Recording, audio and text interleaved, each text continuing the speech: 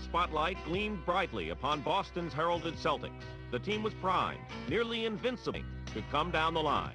But waiting in the wings were the Philadelphia 76ers, the one team that turns the Celtics' accustomed joviality into deep concern. Over the years, the two teams have shattered the traditional image of a friendly rivalry to establish a family feud. Oh, it doesn't take long to get caught in this rivalry. I think it's one of the best rivalries in sports. You know, if you go out there and you compete and, you know, you got to play so well to win it. You know, it demands a lot out of you. And when the series is over, I think both teams can look back and say, hey, we gave it our best shot. You know, we've got probably more respect for the 76ers than any other team in the league, period. I think in terms of two clubs in professional sports and professional team sports, really wanting one another and going after one another's throats, this is definitely the ultimate. There's no greater time in basketball that I've ever had other than going out and beating the 76ers. Good afternoon, ladies and gentlemen, and welcome to Boston Garden. Collectively, the Celtics and the 76ers had won 5 straight Eastern Conference Finals, and number 6 had a pre-series favorite. And the world champion Boston Celtics. Boston earned the league's best record and outdistanced Philly by 5 games. Yet the critical issue was momentum. Boston was tested in the early rounds and responded confidently, while Philadelphia breezed past the Milwaukee Bucks in 4 straight. Some speculated if the Sixers had peaked too soon. Well, a week's rest, Dick, means an awful lot, but perhaps you can rest too long. Philadelphia's layover gave Moses Malone ample time to contemplate. Malone pondered his first 76er playoff series against Boston and dwelled upon Robert Parish's winning postseason reputation. These heavy thoughts may have consumed Malone, humbling him to Parish's dazzling defense. It was apparent that Malone was psychologically flat and was caught flat-footed by Parish at every turn.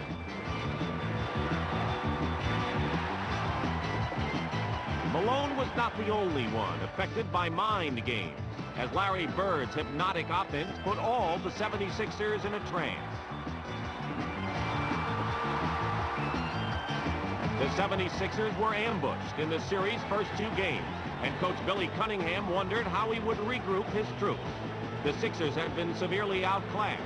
Key players were completely unproductive, and Philly's old guard began to look their age.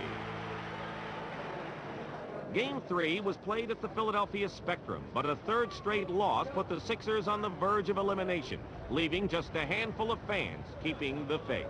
I came all the way from Monte City, 100 miles away. And if they even go 4 down, I'm for them. They're the best. Rookie Charles Barkley finally gave Philly fans a reason to cheer. In Game 4, the powerfully built forward cleared the boards for 20 rebounds and chipped in 15 points to lead Philadelphia to their first win of the series. With Charles in charge, the Sixers gained the leadership they sorely lacked, but one wondered if it was too little, too late. The man came through, played like a man, played like a veteran. Without that, you know, we wouldn't be where we are right now, still alive. We'd be planning the vacation. This is going to probably end up being a mercy killing, really, when we get up there in Boston, because I think they're ready to die. With Philadelphia needing 3 straight wins, the Boston Garden looked more like Dante's Inferno, beckoning to abandon all hope, ye who entered. The returning 76ers did play better in Game 5 on the strength of their hawking defense, but Boston showed no mercy and cloistered Philadelphia to their personal hell. In the second half, the Celtics built their lead up to 9 points, ready to close the Sixers out. But quick-silvered Maurice Cheeks had other ideas. Boston's lead slowly diminished, and with less than a minute remaining, Julius Erving's vintage finger roll cut the Celtic advantage to 2. The Celtics hoped to ice the game with one final basket.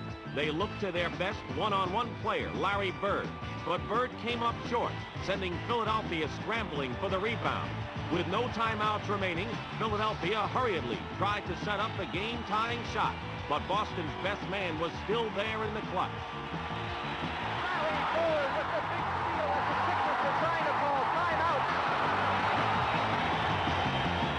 Bird made amends for his weak shot by stealing the game and the series for the Celtics. By returning to the finals for a 2nd straight year, Boston was just a step away from their anticipated return to glory. one they hope to achieve against the Los Angeles Lakers.